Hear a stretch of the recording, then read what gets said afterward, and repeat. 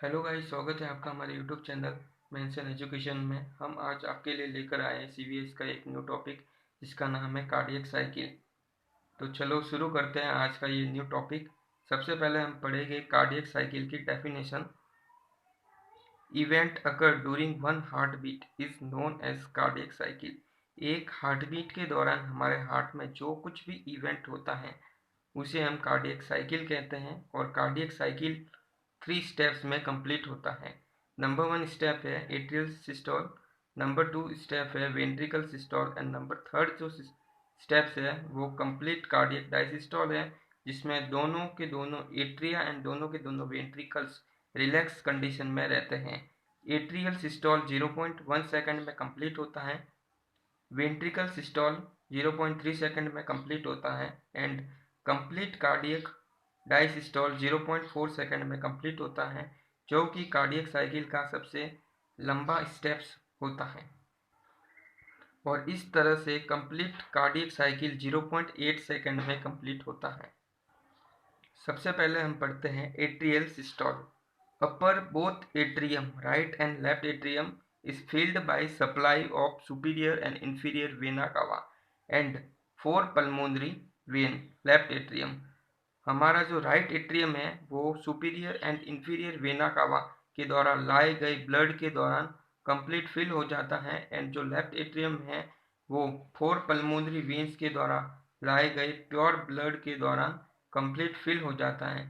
जब ये दोनों अपर के blood receiving chambers complete fill हो जाते हैं तो एवी वॉल्स या फिर एट्रियो वेंट्रिकुलर जो वॉल होते हैं ना उस पर प्रेशर बनता है और इसके अलावा ग्रेविटी भी लगती है, जिसके कारण दोनों वॉल्स ओपन हो जाते हैं एंड दोनों एट्रिया जो होते हैं उससे ब्लड रिलीज होने लग जाता है और ये जो ब्लड होता है ये भी वॉल्व के थ्रू वेंट्रिकल्स में आता है। और इस प्रकार से लगभग 70% जो वेंट्रिकल्स होते हैं ना वो विदाउट एट्रियल कॉन्ट्रैक्शन के ही कंप्लीट विदाउट एट्रियल कॉन्ट्रैक्शन के ही भर जाते हैं। और उसके बाद में after then atrial contraction occur and both atria is completely empty by contraction. उसके बाद में एट्रियल कॉन्ट्रैक्शन होता है जिससे कि दोनों जो एट्रिया होते हैं वो कम्प्लीटली एम्प्टी हो जाते हैं और जो ब्लड होता है वो सारा का सारा बोथ वेंट्रिकल्स में आ जाता है। नेक्स्ट स्टेप है ventricular systole. When the atrial systole is stopped, the ventricular systole is start। जब एट्रियल सिस्टोल अर्थात कि एट्रियल कॉन्ट्रैक्शन स्टॉप होता है तब वेंट्रिकल सिस्टोल स्टार्ट होता है। In the ventricular systole the ventricle pressure is increase than the atrial pressure. Ventricular systole के दौरान जो एट्रियल प्रेशर होता है उसके कंपैरिजन में वेंट्रिकल्स का जो प्रेशर होता है वो इंक्रीज हो जाता है। इट कोजेज वेंट्रिकुलर सिस्टोल, जिसके कारण वेंट्रिकुलर सिस्टोल या फिर वेंट्रिकल्स का कॉन्ट्रैक्शन होता है। It complete in 0.3 second.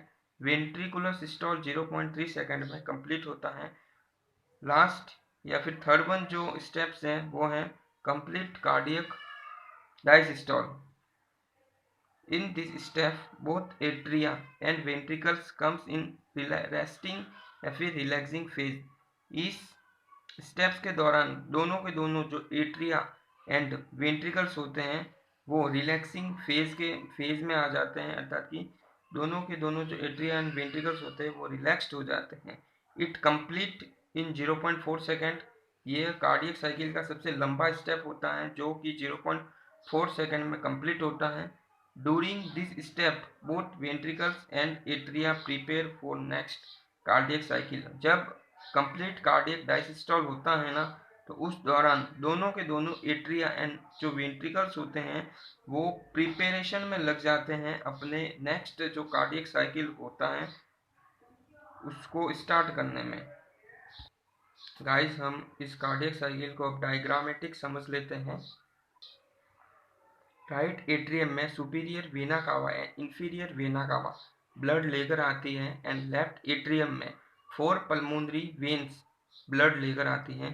जब ये दोनों एट्रियम फिल हो जाते हैं या फिर ब्लड से भर जाते हैं तब एवी वॉल्व होते हैं या फिर एट्रियोवेंट्रिकुलर वॉल्व होते हैं, उन पर प्रेशर अराइज होता है प्लस ग्रेविटेशनल फोर्स लगता है, जिसके कारण दोनों एवी वॉल्व ओपन हो जाते हैं और लगभग 70% जो ब्लड होता है ना, वो दोनों एट्रिया से रिलीज होने लगता है और वेंट्रिकल्स में आता है। इस प्रकार से हमारे जो बोथ वेंट्रिकल्स होते हैं वो अराउंड 70% फिल हो जाते हैं ब्लड से, और इसके बाद में वेंट्रिकल कॉन्ट्रैक्शन होता है, और वेंट्रिकल कॉन्ट्रैक्शन के दौरान दोनों के दोनों जो वेंट्रिकल्स होते हैं वो कंप्लीट इम्पटी हो जाते हैं, और दोनों के दोनों जो वेंट्रिकल्स होते हैं वो फिल हो जाते हैं ब्लड से।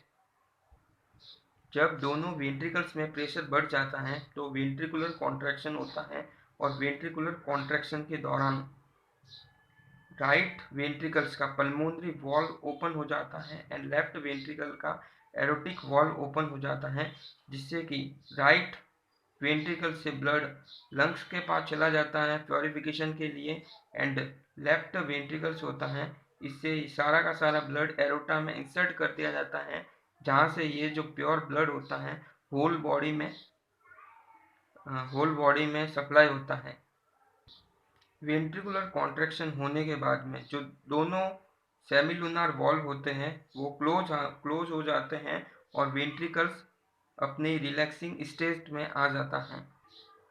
इसके बाद में थर्ड स्टेप कंप्लीट कार्डियक डायसिस्टॉल होता है, जो कि 0.4 सेकंड में कंप्लीट होता है, और इस दौरान दोनों के दोनों जो एट्रिया और वेंट्रिकल्स हैं वो अपनी रिलैक्सिंग फेज में आ जाते हैं, और वेंट्रिकल्स जो अपर बोथ वेंट्रिकल्स होते हैं वो वापस ब्लड को रिसीव करने लग जाते हैं और नेक्स्ट कार्डियक साइकिल के लिए अपने आप को प्रिपेयर करते हैं।